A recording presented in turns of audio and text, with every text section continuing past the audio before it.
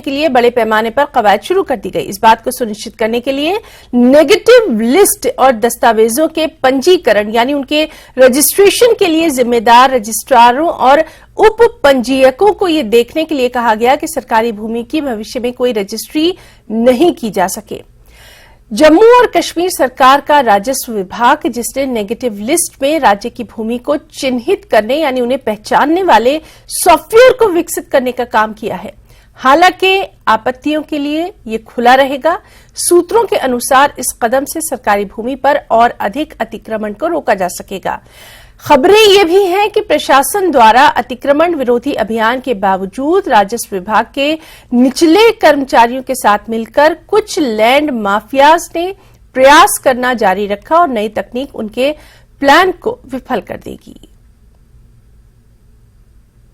सीधे हम रुख करेंगे, हमारे साथ मौजूद हैं हमारे दो साथी शबीर मीर और समीर भट्ट। पहले हम शबीर का रुख करना चाहेंगे। शबीर, आज का एजेंडा में हम जानना चाहेंगे, अभी जो ये खबर आ रही है ये क्या खबर है, एक्चुअल आपसे टेक्निकली इसको समझना चाहेंगे और क्या मायने इसके निकाले जाए।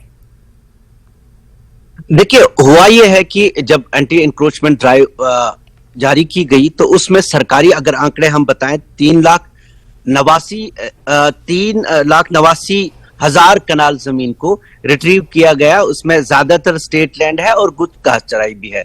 अब सरकार ने पिछली बार किया ये कि मुहिम रोक दी, क्योंकि कहा यह गया कि ये जो जमीन उन्होंने वापस ली है उसको पहले कंसोलिडेट करें, यानी इस पे दोबारा कब्जा ना हो।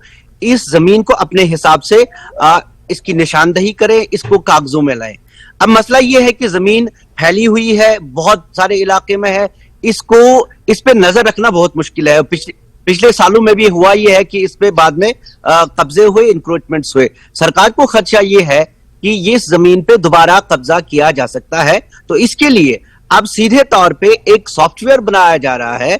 सॉफ्टवेयर से होगा ये कि इस जमीन को मार्क करके इसको बाकायदा ऑनलाइन किया जाएगा कि ताकि कोई शख्स इसकी रजिस्ट्री अपने नाम पे ना कर सके।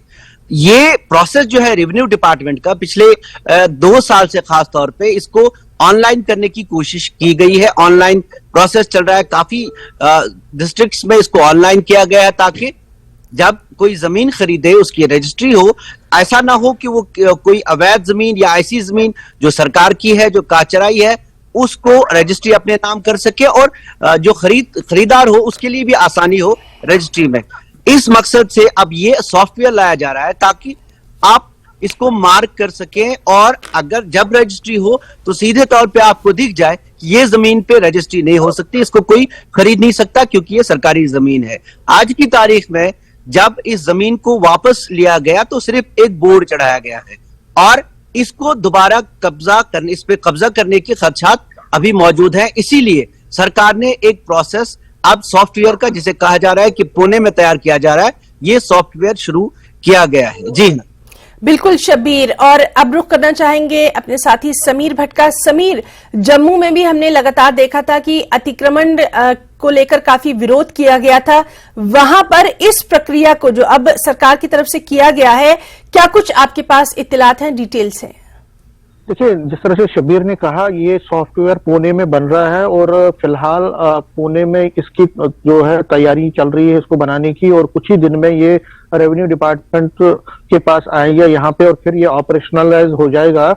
और जाहिर तौर पर एक कोशिश है सरकार की कि जो, जिस तरह शबीर ने भी कहा कि जो जमीन एनक्रोचर से फ्री की गई है, आजाद की गई है, वो दोबारा उनके वो लैंड माफिया के कंट्रोल में ना आए। तो इसीलिए ये एक प्रोसेस किया गया है, इनिशिएट किया गया है, जिसमें रेवेन्यू डिपार्टमेंट से कहा गया है कि जो रजिस्ट्रार हैं और सब रजिस्ट्रार हैं उनको ये मुंतकिल की जाए, उनको एक लिस्ट दी जाए जिसमें जो लिस्ट होगी जो जमीन आजाद की गई है लैंड माफिया से, जो स्टेट लैंड है, उसको नेगेटिव लिस्ट में डाला जाएगा। उसका जो सॉफ्टवेयर है वो पुणे में तैयार हो रहा है और कुछ ही दिन में रेवेन्यू डिपार्टमेंट के पास यहाँ पे आएगा और उसी में फिर ये अपलोड होंगे, सारे डॉक्यूमेंट अपलोड होंगे। लेकिन इसमें एक चीज रखा गया है कि अगर किसी प्राइवेट जमीन को भी इस लिस्ट में डाला गया तो उस पर ऑब्जेक्शन कर सकता है जो पार्टी होगी, वो जो ओनर होगा वो उस पर ऑब्जेक्शन कर सकता है और उसको कंसिडर किया जाएगा। लेकिन जो स्टेट लैंड है उसका सारा लिस्ट बनेगा, नेगेटिव लिस्ट में उसको रखा जाएगा और उसका सॉफ्टवेयर जब ये सॉफ्टवेयर में जाएगा तो फिलहाल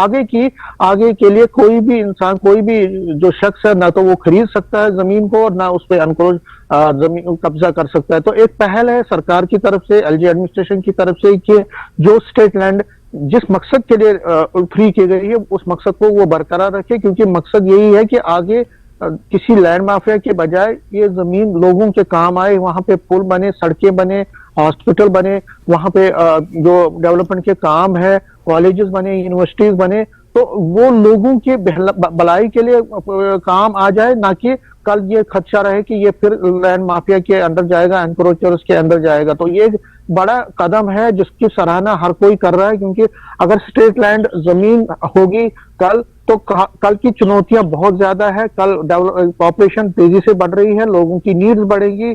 अगर हम 50 साल के बाद करेंगे तो उसमें जमीन की जरूरत पड़ेगी। अगर स्टेट लैंड नहीं होगी तो कहां पे सरकार अपने डेवलपमेंट प्रोजेक्ट्स को कैरी आउट करेगी। तो उस वक्त की चुनौतियों को देखते, फ्यूचर पॉसिबिलिटीज को देखकर, फ्यूचर की चुनौतियों को देखकर ये जो कदम बिल्कुल बिल्कुल समीर, और क्या कुछ इस पर रिएक्शंस रहेंगे उस पर भी नजर बनी रहेगी।